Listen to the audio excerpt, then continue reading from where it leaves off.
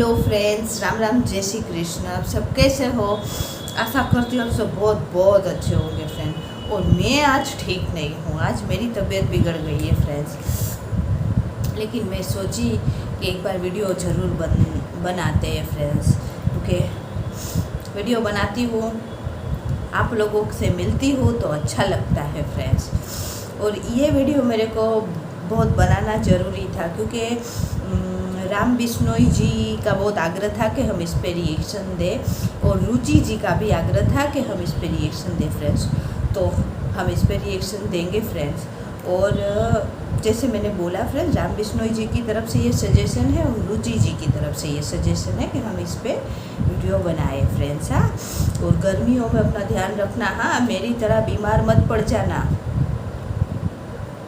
हाँ, और एक बार फ्रेंड, ये जो वीडियो है ना उसकी लेंथ बड़ी है। हाँ, करीबन 20 मिनट का है, तो हम इसको 2 पार्ट में बनाएंगे। तो वीडियो थोड़ा छोटा भी हो जाएगा, आप लोगों को भी अच्छा लगेगा और मैं भी मेरा ढंग से रिव्यू दे पाऊँगी फ्रेंड्स। हाँ, तो आइए पहले देख लेते हैं ये वीडियो, उसके बाद हम बात करेंगे। स्टार्ट। लोगों के बीच में रखना चाहता हूँ। मातृशक्ति यहाँ काफी बहुत मात्रा में मौजूद है। भूमिका सिर्फ इतनी सी कि तुम नवेली पीढ़ियों के सारथी हो जाओगे, थाल पूजा के बनोगे, आरती हो जाओगे और देश के इतिहास का यदि अंश भर जानोगे जब, बस उसी क्षण आप सच्चे भारतीय हो जाओगे। रावल रतन सिंह को दिल्ली से छुड़ा के लाया गया है चित्तौड़, और गोरा बादल वहां शहीद हुए हैं, बलिदान हुए। कविता की भूमिका सिर्फ इतनी। उस पराम्बा भगवती माता पद्मिनी के चरणों में अपनी पंक्तियां रखता हूं। मुझे नहीं पता आप लोग कैसे सुनेंगे, मैं शुरू करता हूं कि रतन सिंह आजाद हुए तो खिलजी खिसियाया था। एक पंक्ति पर ध्यान चाहिए। रतन सिंह आजाद हुए तो खिलजी खिसियाया था, घर में ही मिली पराजय के कारण वो चिल्लाया था। मेवाड़ धरा के कुछ सैनिक पिंजड़े को तोड़ गए थे और दुश्मनों की आंखों को लज्जित छोड़ गए थे। गोरा बादल चचा भतीजे लाखों पर भारी थे, युद्ध कला के करतब उनके सचमुच तलवारी थे। बिना शीश के युद्ध लड़ा था, कथा अमर कर आए, जीत गई रजपूती और मुगलों के मुंड झुकाए। तो इधर नगाड़े बजे, उधर दिल्ली में मातम छाया और अहंकारी खिलजी खुद ही खुद में छल लाया। बोला सेना से मुस्तंडो जाओ और मर जाना, अपने बेहूदे चेहरे मुझको अब नहीं दिखाना। दिल्ली जैसे बड़े दुर्ग की रक्षा ना कर पाई, चंद सैनिकों के हाथों घर में ही मुकी खाई। वो आजाद परिंदे से आए और उड़ा ले गए, तुम तलवार न खींच सके, वो राजा छुड़ा ले गए। शाबाश शाबाश, कांटे खड़े कर दिए, बहुत अच्छे राम। तुम कविता की ताकत। तलवार न खींच सके, वो राजा छुड़ा ले गए। उसने मुझको ललकारा है, मैं उसको ललकारूंगा। घर में घुसकर मारा है, घर में घुसकर मारूंगा। हाथी घोड़े सजवाओ, भाले पर्ची उठवा लो, सारी तलवारें तीर कटारी पर थारे रखवा लो। कूच करो चित्तौड़ दुर्ग की घेराबंदी कर दो, जो आंखें पद्मिनी को देखें वो आंखें अंधी कर दो। बूढ़े बच्चे विधवाओं पर रहम नहीं तुम खाना, वीरों से ना जीत सको तो छुपकर तीर चलाना। दबे पांव चित्तौड़ चलो तुम, भनक न हो दुश्मन को, मैं गर्दन से दूर करूंगा रतन सिंह के तन को। तो खिलजी अपनी सेना लेकर पहुंचा उस माटी में, बलिदानी धरती के ऊपर मेवाड़ी घाटी में। एक मुफ्त सेना को रोका, जोरों से चिल्लाया और कायरों के समूह को एक फरमान सुनाया। बोला सन्मुख दरवाजा तोड़ो, आगे घुस जाओ, मेवाड़ी मान पद्मिनी को मेरे सन्मुख ले आओ। क्यों ही सैनिक बड़े, सभी का सहसा मन अकुलाया। किला नहीं था सन्मुख, उनको काल खड़ा दिखलाया। सैनिक बोले माफ करो हम अंदर ना जाएंगे, है विशाल दरवाजा इसको तोड़ नहीं पाएंगे। तोड़ पाए तो महाराज हम अपना कफन सिलेंगे। किले के अंदर सोए हुए मेवाड़ी सिंह मिलेंगे, सोए शेर जगेंगे तो फिर सबकी रूह हिलेगी। कितनी भी तेज भाग लेना पर दिल्ली नहीं मिलेगी, वक्त अभी रुकने का है, मेरे आका रुक जाओ, और सबकी खैर चाहते हो तो बाहर ही रुक जाओ। बहुत अच्छे, वक्त अभी झुकने का है, मेरे आका झुक जाओ, सबकी खैर चाहते हो तो बाहर ही रुक जाओ। भैया ये तुम देखो हाँ बहुत अच्छे भाई, बहुत अच्छा राम। कि चित्तौड़ दुर्ग दुर्गों का राजा, अंबर सी ऊंचाई। हाय हाय हाय हाय, फिर से पढ़। वाह। चित्तौड़ दुर्ग दुर्गों का राजा। दुर्गों का राजा, अंबर सी ऊंचाई, पैदल घूमो तो उम्र गुजर जाए इतनी लंबाई। क्या बात है, क्या बात है छोरे। वाह वाह वाह वाह। चित्तौड़ दुर्ग दुर्गों का राजा, अंबर सी ऊंचाई, पैदल घूमो तो उम्र गुजर जाए इतनी लंबाई। लंबाई से भी विशाल थी रावल की प्रभुताई, प्रभुताई से बहुत कठिन थी पद्मिनी की ठकुराई, और ठकुराई के आगे खिलजी दिवस दिखाई पड़ता। किला बेद लेने वाली वह नित्य नीतियां करता, किंतु किले की उस दृढ़ता का वाह वाह क्या कहना। 8 माह तक रेत छानती रही खिलजिया से। अरे अच्छा, राम राम जिंदाबाद। बहुत अच्छे।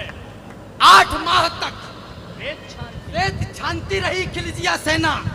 दीवार दुर्ग की ददक रही थी दंगल के जंगल में, और दुष्ट दारुण दुख पाते मेवाड़ी मंगल में। जिधर देखते थे केवल बस रेत दिखाई पड़ता, सन्मुख किला किले सन्मुख रणखेत दिखाई पड़ता।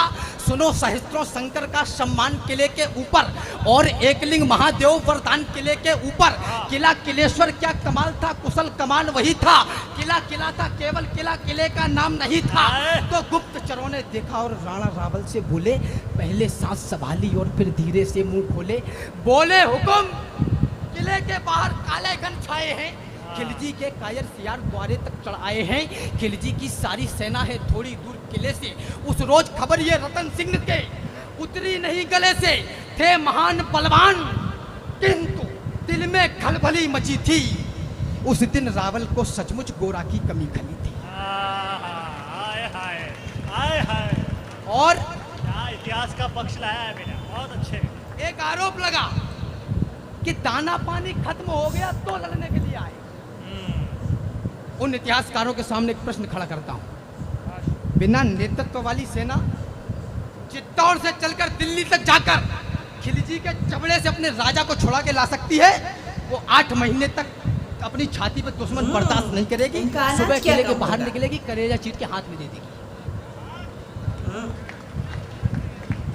8 महीने 8 महीने पंक्तियां पढ़ता हूं कि ऐसा नहीं कि सूर्य चमकना अपना छोड़ गए थे, ऐसा नहीं वो लड़ मरने का सपना तोड़ गए थे, ऐसा नहीं कि शेर मांद में चुपकर बैठ गए थे, ऐसा नहीं मृत्यु के भय से चुपकर बैठ गए थे, ऐसा नहीं शत्रु सेना का पहरा सख्त हुआ था, ऐसा नहीं कि ठकुराई का ठंडा रक्त हुआ था, ऐसा नहीं कि राजपूताने में रणवीर नहीं थे, ऐसा नहीं कि रावल के तरकस में तीर नहीं थे, ऐसा नहीं कि उनकी तलवारों पर धार नहीं थी, ऐसा नहीं कि मेवाड़ी मिट्टी खुददार नहीं।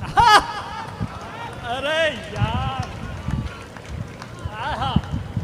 ऐसा नहीं कि मेवाड़ी मिट्टी खुददार नहीं थी, कि मेवाड़ी मिट्टी खुददार नहीं थी। केवल एक यही भय था जो उनको रोक रहा था, मानवता का रक्त बहेगा ये डर टूक रहा था। पर्वत और युद्ध के किस्से और वैश्या का मुख, ये तीनों समुचित दूरी से ही देते सुंदर सुख। बहुत अच्छे, बहुत अच्छे, फिर से पढ़। वाह। कि पर्वत और युद्ध के किस्से और वैश्या का मुख, ये तीनों समुचित दूरी से ही देते सुंदर सुख। कथा युद्ध की सुनने में रमणीक लगा करती है, मगर समर्थन में सोनित की धार बहा करती है। बच्चे अनाथ होते हैं, बहुएं विधवा हो जाती हैं, कई घरों में कोलाहल की चीखें चिल्लाती हैं। तो खिलजी की सेना में हैं जितने भी लड़ने वाले, उनमें से ज्यादातर हैं भारत के रहने वाले। वो भारत के रहने वालों से हरगिज नहीं भिड़ेंगे, जब तक युद्ध टले टालेंगे तत्पश्चात लड़ेंगे। अरे यार, वाह वाह वाह वाह वाह, बहुत अच्छा। जब तक युद्ध टले टालेंगे तत्पश्चात लड़ेंगे। तो सभा बुलाई गई और सारे मंत्री बुलवाए, सच्चे महारथी और योद्धा भी दरबार में आए। कोई कहे शत्रु सन्मुख है रावल देर न करना, और पड़ोसी राजाओं के लिए टेर मत करना। कोई कहे शत्रु सन्मुख है रावल देर न करना, और पड़ोसी राजाओं के लिए टेर मत करना। है सच्चा सूरवीर को ही जो मारे या मरता है, कितने भी स्वान सिंह घेरे पर सिंह नहीं करता है। अरे मृत्यु वो नहीं जो हमको अपने संग लेकर जाए, मृत्यु वो नहीं जो शरीर से प्राण अलग कर जाए, मृत्यु वो नहीं जो भय का कोई उन्माद उठाए, मृत्यु वो नहीं जो जीवन जीने में आड़े आए, मृत्यु तभी जब कहीं हमारा स्वाभिमान मर जाए, मृत्यु तभी जब कहीं हमारा स्वाभिमान मर जाए, मृत्यु तभी जब हम विपरीत परिस्थिति से डर जाएं।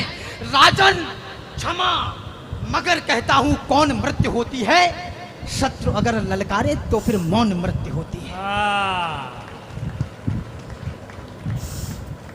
हाँ फ्रेंड्स, मैंने आधा वीडियो पे ही रिएक्शन दिया है। जैसे मैंने पहले बोला ना, वीडियो को थोड़ी लेंथ बढ़ी है। हाँ, यानी अब तक देखो, आज मेरी तबीयत ख़राब है, मैं ये भी नहीं निकाली। अब तक का वीडियो बहुत अच्छा है फ्रेंड्स। मतलब ये जो खिलजी था वो राणा रतन सिंह को कैद करके लेके गया था दिल्ली में, और उनको छुड़ा के लाए थे गोरा बादल, जो काका भतीजा हमारे इतिहास के वीर, वो फ्रेंड्स केवल 700 हमारे राजपूतों के साथ गए थे, और उन्होंने ये बीड़ा उठाया था कि हम राजा रतन सिंह को एक खरोच आए बिना दिल्ली से ले आएंगे फ्रेंड्स। तो आप ये सोचो फ्रेंड्स, केवल 700 हमारे राजपूत भाई फ्रेंड्स, वो बल्कि दुश्मन के इलाके में गए, और ना कि गए, वो जो सोच के गए थे, वो जो उन्होंने ठानी थी वो करके भी आए। राणा रतन सिंह को वो बिना खरोच उन्होंने मेवाड़ भेजा फ्रेंड्स, और वो पीछे से वीर गति को प्राप्त हो गए, और ऐसा युद्ध लड़ा के मतलब और मतलब उनके जो सिर काट दिए, लेकिन धड़ लड़े थे फ्रेंड्स। ऐसे वो चाचा भतीजे थे, उन्होंने ऐसी भीषण लड़ाई की। और ये मत भूलिए कभी फ्रेंड्स कि दुश्मन के इलाके में जाके फ्रेंड्स, अपने इलाके में हर कोई शेर होता है, लेकिन ये दुश्मन के इलाके में जाके वो राणा रतन सिंह जी को ले आए फ्रेंड्स। इसीलिए खिलजी को अपनी इंसल्ट, उनको बेइज्जती हो गई थी उनकी, और बहुत क्रोधित था, तो वो भी सेना लेके चित्तौड़, अच्छा मेवाड़ और चित्तौड़ में क्या फ़र्क है फ्रेंड्स? वो मतलब चित्तौड़ आया, और चित्तौड़ आके वो किले तक पहुंचा है, लेकिन किला इतना ऊंचा भीषण किला है फ्रेंड्स कि वो 8 महीने तक ऐसे उधर घूमता ही रहा है, अभी तक किले को कुछ कर नहीं पाया था फ्रेंड्स। और एक मैं बात बोलूँगी फ्रेंड, मेंशन करना चाहूँगी मैं कि इसमें भी बोला कि कोई इतिहासकारों ने ये लिखा है कि 8 महीने तक, 8 महीने के बाद जो राणा रतन सिंह जी आए होंगे युद्ध करने के लिए, तो उनका दाना पानी यानी अनाज खाली हो गया होगा, इसलिए आए होंगे फ्रेंड्स। पता नहीं ये गलत तथ्य फैला के इन लोगों को क्या मिलता है। जो राजपूत दुश्मन के इलाके में जाके, चित्तौड़ से दिल्ली जाके, दुश्मन के घर में जाके अपने राजा को छुड़ा के ला सकते हैं, उनके लिए दाना पानी क्या बड़ी बात है फ्रेंड्स। तो ये तथ्य गलत है जो इसमें भी बोला गया फ्रेंड्स, यानी गलत तथ्य हमको नहीं बोलना चाहिए। ये हमारे जो शूरवीर हो गए ना फ्रेंड्स, उनको हमको बदनाम नहीं करना चाहिए ये सब ऐसे गलत तथ्य पेश करके, मेरा तो ये मानना है फ्रेंड्स। और इससे पहले मैंने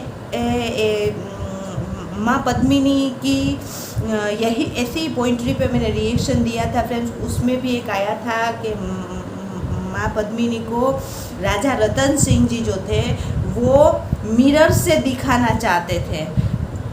किसको दिखाना चाहते थे वो नहीं है, आई थिंक खिलजी को होगा जो उसमें वर्णन है, लेकिन वो तो मेरे भी गले बात नहीं उतरी, क्योंकि हम लोग तो फ्रेंड्स हमारी संस्कृति में, हमारी पहले की संस्कृति में और आज भी फ्रेंड राजस्थान साइड जो है वो मतलब घूंघट होता है फ्रेंड्स। तो घूंघट से उधर की जो रानियाँ होती है फ्रेंड्स, और हमारे इतिहास में जो वीरांगना हो गए हैं, सती जो जिसको सती बोलते हैं, वो अपना साया तक किसी को ना दिखाती नहीं है, छूने नहीं देती है, तो मिरर से किसी को क्या चेहरा दिखाएंगे फ्रेंड्स। तो ये तथ्य तो मेरे भी गले नहीं उतरा था, और राम बिश्नोई जी ने भी मेरे को ये कमेंट्स किया था कि ये तथ्य गलत है। तो मैं ये तथ्य बोल दूँ, क्योंकि मेरे को खुद को ये भार लगता है फ्रेंड्स, क्योंकि लेजेंड की, हमारे ये वीर और वीरांगना की मतलब ऐसे नाम खराब होता है फ्रेंड्स, ऐसे गलत तथ्य पेश करके। तो ये पार्ट जो था ना फ्रेंड्स, वो अभी तक युद्ध तक नहीं पहुँचे हैं। राणा रतन सिंह जी ये सोच रहे हैं कि जहाँ तक युद्ध टलेगा तब तक टालेंगे, क्योंकि युद्ध करने से फ्रेंड्स किसी का भी भला नहीं होता। हाँ, ये जो बाहर से आक्रमणकारी आए हैं फ्रेंड्स, वो लोग तो कभी सोचे नहीं थे, इन लोगों में इंसानियत तो होती नहीं है। ये लोगों को एक दिमाग में फितूर चढ़ जाता है, तो ये लाखों का खून बहाते हैं फ्रेंड्स। लेकिन हमारे जो राजा जो सब थे वो इंसानियत वाले थे फ्रेंड्स। तो वो राणा रतन सिंह जी जो थे वो युद्ध इसीलिए टालना चाहते हैं कि फ्रेंड्स किसी के घर का बेटा चला जाता है फ्रेंड्स, किसी का बाप चला जाता है, ये सब युद्ध होने से बेगुनाह का खून कितना बहता है, इसीलिए वो युद्ध को टाल रहे थे। ये नहीं कि उनका दाना पानी ख़त्म होने के बाद वो बाहर आए, ये तथ्य गलत है फ्रेंड्स। तो ये वीडियो बहुत अच्छी थी फ्रेंड्स। सेकंड पार्ट में अभी ही बनाऊंगी और एक ही साथ अपलोड कर दूंगी फ्रेंड्स। वीडियो की लेंथ बड़ी हो जाती है, क्योंकि जब मैं खुद बात करने बैठती हूँ ना हमारे इस लेजेंड की फ्रेंड्स, तो मेरे को खुद को टाइम का पता नहीं चलता फ्रेंड्स, इसीलिए इस वीडियो को मैं 2 पोर्शन में बना रही हूँ फ्रेंड्स। तो अब मैं सेकंड पार्ट बना लूँगी, फिर दोनों अपलोड एक साथ करूँगी। हाँ फ्रेंड्स, अगर आपको ये पहला पार्ट पसंद आए फ्रेंड्स, तो आप वीडियो को लाइक, चैनल को सब्सक्राइब जरूर करें। हाँ, और आपको कोई रिएक्शन करवाना है तो आप कमेंट्स कर सकते हो, मैं धीरे धीरे सब पे रिएक्शन दूंगी फ्रेंड्स, ठीक है। तो अब मिलते हैं फ्रेंड्स इसके सेकंड पार्ट जो मैं अभी बनाऊंगी। हाँ, बाय बाय, जय हिंद, वंदे मातरम, बाय बाय।